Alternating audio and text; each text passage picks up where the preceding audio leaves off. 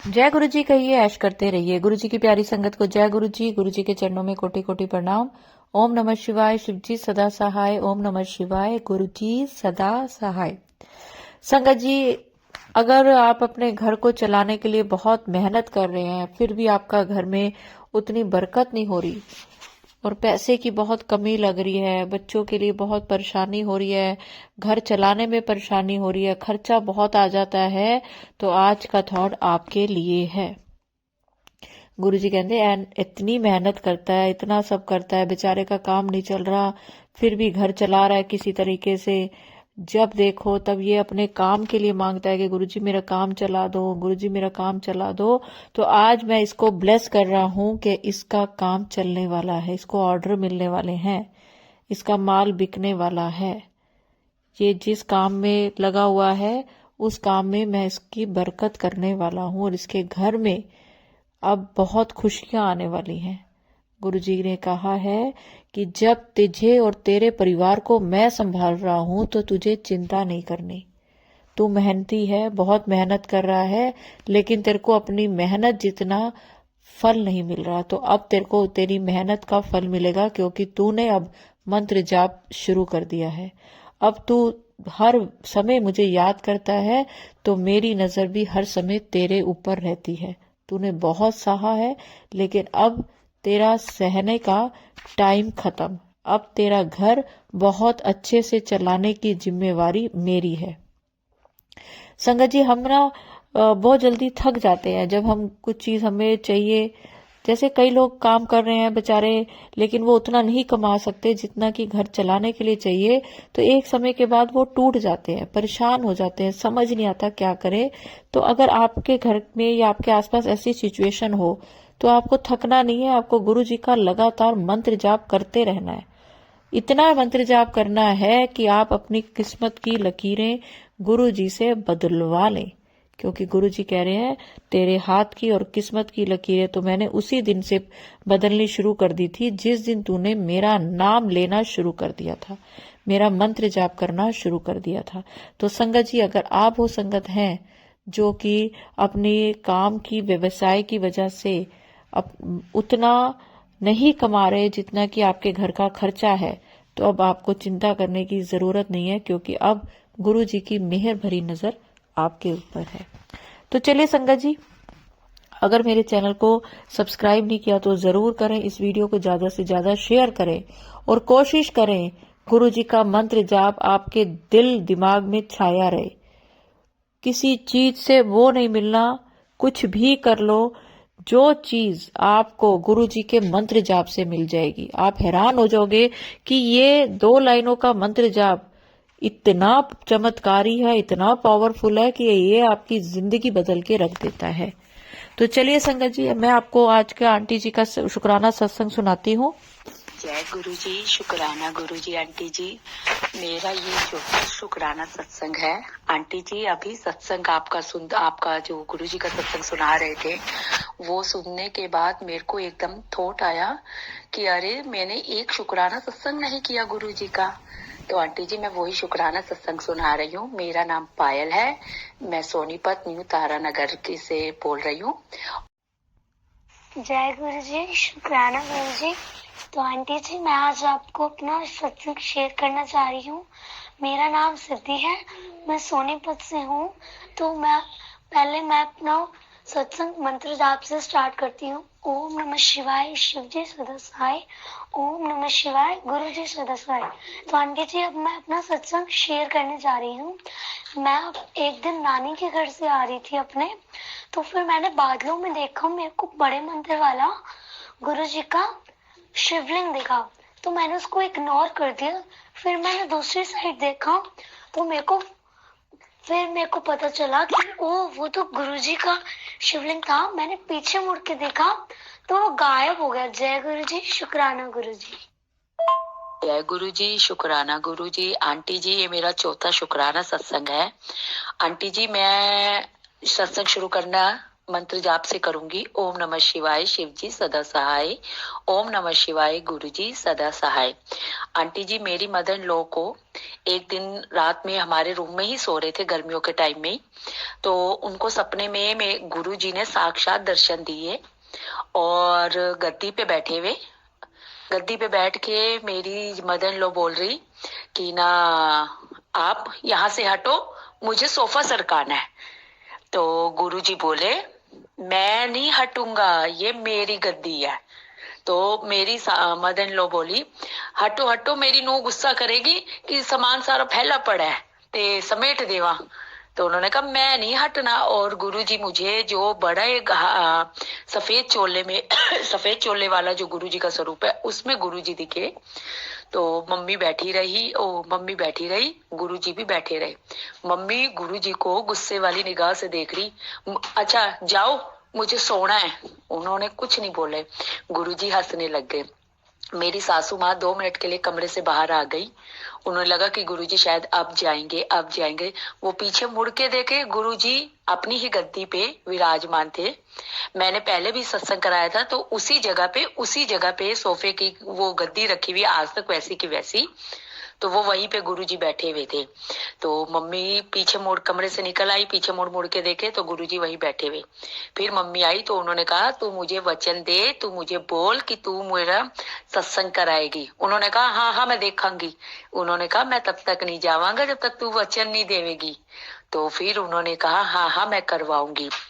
और आंटी जी आप मानोगे नहीं, उन्होंने मुझे उठ के बताया कि तेरे गुरुजी मुझे दिखे थे और ऐसे ऐसे बोल रहे थे। और उससे एक दिन पहले ही जस्ट मेरी बेटी मुझे कह रही थी कि मम्मा मेरे बर्थडे पे गुरुजी का सत्संग करा दो। मैंने कहा नहीं बेटा, अभी बजट नहीं है, तो अभी हम गुरुजी का सत्संग नहीं कराते। उसी रात को मेरे मदर इन लॉ के सपने में गुरुजी ऐसे आए। तो आंटी जी ये मैं शुक्राना सत्संग करना जरूर चाह रही थी। जय गुरुजी, शुक्राना गुरुजी। ओम नमः शिवाय, शिव जी सदा सहाय। ओम नमः शिवाय, गुरुजी सदा शुक्राना सहाय। आंटी, पर मैं एक बात सारी संगत को बोलना चाहूंगी कि जब आप मुझे ऑडियो भेजते हो ना सत्संग की, तो अगर जैसे आप ऑडियो बोल रहे हो, बोलते बोलते आपका हाथ हट गया है, फिर आप बोल रहे हो, तो आप फिर खुद सुनो कि इसमें से आपने मुझे क्या भेजना है और खुद क्या डिलीट करना है। जो आपको लगता है कि सत्संग है वो मेरे को छोड़ दें, और बाकी आपने 2-2 लाइन बोली और वो आपके हाथ छूट गया, फिर आपने दोबारा भेजा, फिर आपने ऑडियो भेजी, तो मुझे फिर थोड़ी सी उसमें मुश्किल हुई। लेकिन क्यों आज मैंने ये जब सत्संग आंटी का अपलोड कर रही थी तो 6-7 आंटी के सत्संग आए हुए थे, तो मेरे हिसाब से तो 6-7 सत्संग है, तो मैंने उसको अपलोड करना शुरू करा। लेकिन हर सत्संग में 2 ही लाइनें बोली हुई थी, और सडनली बीच में आंटी की बेटी का सत्संग आ गया। चलो मैंने तो किसी तरह एडिटिंग करके ठीक कर लिया, लेकिन बाद में गुरुजी ने मुझे थॉट डाला कि वेखी एदी कुड़ी नू मैं दर्शन दिते ने, एदी कुड़ी दे बर्थडे ते मैं ऐसे घर आना चाहना वा, एदी सस नू भी दे कह दिता है, ते ए बजट दी चिंता करदी पई है, तुसी घर दे 3 बंदे बह के कर लो, जरूरी है तू सबनू बुलाना है। तो आंटी जी आपके लिए गुरुजी ने थॉट भेजा है कि आप अपनी बेटी के बर्थडे पे सत्संग जरूर करें। आप बजट की चिंता ना करें, आप घर के 3 लोग बैठ के 4 लोग बैठ के भी सत्संग कर सकते हैं। जरूरी नहीं है कि बहुत ताम झाम करे, जरूरी नहीं है कि आपने बहुत लोगों को बुलाना है। तो चलिए संगत जी, मैं इस आंटी जी का एक और बहुत ही प्यारा, आंटी ने मुझे बहुत पहले भेजा हुआ है सत्संग, वो भी आपके साथ शेयर करती हूँ। गुरुजी शुक्राना गुरुजी। ओम नमः शिवाय, शिव जी सदा सहाय। ओम नमः शिवाय, गुरुजी सदा सहाय। आंटी जी, दीपा आंटी जी, मैं पायल बोल रही हूँ, वे सोनीपत से तारानगर से बोल रही हूँ। मेरा शुक्राना सत्संग है कि मेरा बेटा जो 4 साल का बोलता भी नहीं है, लेकिन मैं जब भी मंत्र जाप चलाती हूँ ओम नमः शिवाय, या 1 घंटा 5 मिनट का दूसरा गुरु मंत्र जाप भी चलाती हूँ, तो वो जहाँ कहीं भी होता है इस मंत्र जाप की आवाज सुनते ही आ जाता है और गुरु जी की स्वरूप को देख के बहुत खुश होता है। बस गुरु जी आप उस पर कृपा बनाए और वो जल्दी जल्दी बोले। जय गुरु जी, शुक्राना गुरु जी। ओम नमः शिवाय, शिव जी सदा सहाय। ओम नमः शिवाय, गुरु जी सदा सहाय। आंटी जी वो जरूर बोलेगा, उसको आप जल प्रसाद दीजिए और उसकी नानी के घर से जल मंगवा के वो पिलाएं, इसकी नानी के घर से बादाम मंगाकर वो खिला सके तो बहुत ही अच्छा है। तो चलिए संगत जी, अब मैं आपको और एक सत्संग सुनाती हूँ, बहुत ही प्यारा। जय गुरु जी, शुक्राना आंटी जी। आंटी जी, मैं अपना सत्संग शेयर करना चाहती हूँ। मैंने पहले भी आपके चैनल पर अपना सत्संग शेयर किया है। आपने अपने चैनल पर बताया था कि ना कोई संगत है जो ना यात्रा जाना चाहती है, कहीं जाना चाहती है, और गुरुजी को वो बोल रही है कि आप सबको भेजते हो, मुझे नहीं भेजते। तो जो वो वाला थॉट था ना, वो मेरे लिए था आंटी। गुरुजी को मैंने ही ऐसा बोला था। और फिर आपने बोला था कि गुरुजी येलो चोले में आपको दर्शन देंगे। आप येलो जो रुमाल, चुन्नी, कुछ भी आप लेकर जाना। तो आंटी जी, तो हम ना गए थे, क्योंकि हमारा ना हमने जाना था नवंबर में। हमने 16 नवंबर को जाना था, तब हमारी ये टिकटें ना कैंसिल हो गई थी। तो फिर उसके बाद ना उन्होंने दिसंबर में 21 दिसंबर को टिकटें हमारी दोबारा बुक हुई। बट मुझे बहुत डर लग रहा था, क्योंकि ठंड है, तो तभी भी ट्रेन की वजह से हमारी ये कैंसिल हो गई थी। अभी मुझे डर लग रहा था। सब जाते हैं ना छुट्टियों में, तो फिर अपना भी दिल करता है। 10 साल बाद मैं, यानी कि हम कई तीर्थ स्थान पर गए, जहाँ गुरुजी ने अपने स्थान पर हमें अपने घर पर बुलाया। तो मैं बहुत खुश थी। फिर ना उसके बाद ना आपने बोला था ना, येलो जो था चोले में दर्शन देंगे। तो मैंने बोला कि चलो देखते हैं, वहां पर जाकर कुछ ऐसा होगा। तो ना जहाँ जो ट्रेन पर हम जिस संगत के साथ गए थे ना, उन्होंने ना वो गुरुजी का वहां पर स्वरूप रखा हुआ था, और भजन वगैरह हम बोल रहे थे सब जाने। तो मेरा छोटा बेटा है, तो उसने बोला कि मम्मा मैंने भी अपना सत्संग शेयर करना है। तो मैंने बोला हाँ तू भी कर ले। तो वो ना वो आंटियों के पास चला गया, और उसने अपना सत्संग शेयर किया। जो मेरे सासू माँ है ना, वो ठीक नहीं है, उनके ना मन के हिले हुए हैं। तो वो ठीक नहीं है। तो बोल रहा था मैंने दादी को छोड़कर नहीं जाना। तो मैंने बोला कि कोई बात नहीं, अगर तू दिल्ली जाएगा गुरुजी के पास, तो गुरुजी से क्या मांगेगा। तो बोलता मैं गुरुजी से एक ही बात मांगनी है कि मेरी दादी ठीक कर दो। तो ना जोर जोर से ना रोने लग गया। बोलता ये भी नहीं सुनते मेरी बात कि दादी को ठीक कर दे। तो मैंने बोला कोई बात नहीं, दादी को वो ठीक कर देंगे। तो ना 19 तारीख को इसने ये बात बोली थी। 20 तारीख को मम्मा ना कुछ खाना पीना शुरू किया था, क्योंकि मम्मा ने बिल्कुल खाना पीना छोड़ा हुआ था, तो कुछ खा नहीं रहे थे। तो फिर मम्मा ने ना थोड़ा बहुत खाना पीना शुरू किया। मैंने बोला देख गुरुजी ने तेरी सुन ली ना, अब वो क्या बोलते हैं, मम्मा खाना पीना शुरू कर दिया, अब तो बुई ने भी यहाँ पर रहने आ जाना, तू टेंशन मत कर। तो वो 6 ईयर का है। तो फिर उसने अपना सत्संग वहां पर ट्रेन में सभी को सुनाया। तो सभी ने बोला कि सात्विक ने तो बड़ा अच्छा सत्संग सुनाया है। तो सात्विक को भी बड़ा अच्छा लगा, और इसको ना वहां पर ना ब्रेसलेट मिला। तब ये मेरे पास आ गया। फिर उसके बाद ना संगत ने ना दोबारा बोला कि सभी जाने इधर आ जाओ। तो हम ना वहां पर ट्रेन पर ना नाचेंगे, और साथ में हम गुरुजी के भजन भी गाएंगे। तो ना जब मैं वहां पर उठकर गई, आंटी आप मान नहीं सकते कि आप बिलीव करना कि वो जो स्वरूप था गुरुजी का, वो येलो चोले में था। तो मैंने उनको सभी को बोला कि ये तो मेरा भी सत्संग हो गया, कि जो दीपा आंटी ने बोला था, तो वही बात बिल्कुल सेम हो गई, कि वही वाली, कि गुरुजी ने मुझे भी उठाया वहां से कि उठ और देख ले कि मैंने येलो चोला पहना हुआ है। तो मुझे बड़ा अच्छा लगा आंटी जी। शुक्राना आंटी जी, शुक्राना आंटी जी, आपका बहुत बहुत बहुत ज्यादा शुक्राना। भगवान जी आपको सब खुशियां दे। भगवान जी आपको सभी खुशियां दे दीपा आंटी। तो मेरे को बड़ा अच्छा लगा वहां पर जाकर, बहुत अच्छा लगा वहां पर जाकर।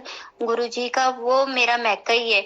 मैंने यही गुरुजी को अपना पिताजी माने हुए हैं, तो मैंने यही बोला था कि मैं अपने मैके जा रही हूँ। 7वीं का गर्भ अपने नानू के घर में जा रहा है। तो दीपा आंटी, ये जो जो मेरा बड़ा बेटा है ना, वो बहुत ज्यादा शरारती है। तो 7वीं को तो ब्लेसिंग मिल गई थी, क्योंकि उसने अपना सत्संग सुनाया था, तो वहां पर मिल गई थी। तो गर्भ जो मेरा बड़ा बेटा है ना, वो बड़ा बोल रहा था कि मुझे कोई ब्लेसिंग नहीं मिली। तो भगवान, वो गुरुजी के वहां पर ना चाय प्रसाद पी रहे थे ना, तब वो बड़ा आंसू उसकी आंखों में थे कि मेरे को उन्होंने ब्लेस नहीं किया। तो मैंने उसको यही समझाया कि वो तुझे ब्लेस कर रहे हैं, तू टेंशन मत कर। बट दीपा आंटी जी, वो ना बहुत ज्यादा शरारती है, मेरी बात नहीं मानता बिल्कुल भी। बस मैं ये आपसे पूछना चाहती हूँ, मैं अपने आप को बड़ा कंट्रोल करती हूँ कि मैं उसको डांटू ना, किसी बात के लिए ना डांटू। गुरुजी ने यही बोला हुआ है कि मैं उसको डांटू ना, बट फिर भी दीपा आंटी वो ऐसी बात करता है कि मुझे ना गुस्सा आ जाता है, बहुत ज्यादा गुस्सा आ जाता है। फिर मैं उसको मार भी देती हूँ और गुस्सा भी कर देती हूँ और गुरुजी को बोलती हूँ, गुरुजी ऐसा कौन सा मेरा कर्म है कि मुझे इतना सताने वाला बेबी मिला हुआ है, क्यों मुझे सताता है गुरु, मुझे क्यों। आप मानोगे नहीं, 1 मिनट का घर पर टाइम नहीं होता, मैं इधर की इधर नहीं हो पाती। अगर मैं 7 बजे उठी हूँ ना रात को ही, मैंने जब बेड पर लेटना तभी लेटना, नहीं तो मैं सारा दिन काम पे लगी रहती हूँ।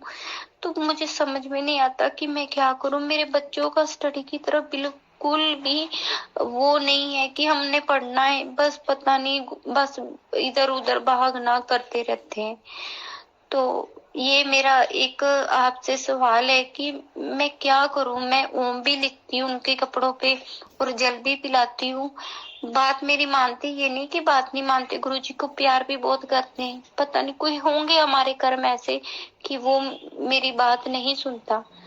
तो मैं अपने सत्संग को यहीं पर विराम करती हूँ। ओम नमः शिवाय, शिव जी सदा सहाय। ओम नमः शिवाय, गुरु जी सदा सहाय। बहुत ही प्यारा सत्संग आंटी आपका। देखो, बच्चे तो शरारती अच्छे लगते हैं, और जो बच्चे बचपन में शरारती होते हैं वो बड़े होके जरूर कुछ बनते हैं, क्योंकि जो बच्चे शरारती होते हैं उनका दिमाग तेज होता है। आप घबराए नहीं, आप ये जो समय है ये बीत जाएगा, बच्चे कैसे बड़े हो जाएंगे, कैसे आपसे सच बता रही हूँ कि ये टाइम ऐसे भाग जाता है।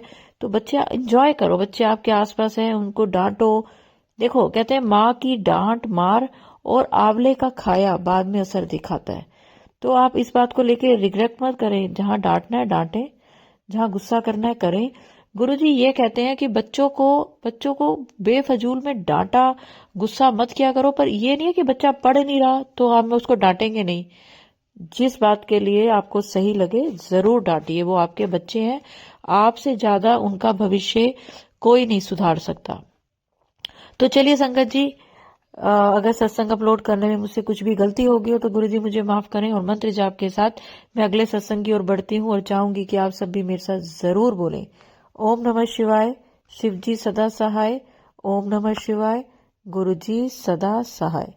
जय गुरुजी, शुक्राना गुरुजी, अनंतम अनंतम शुक्राना। जय गुरुजी।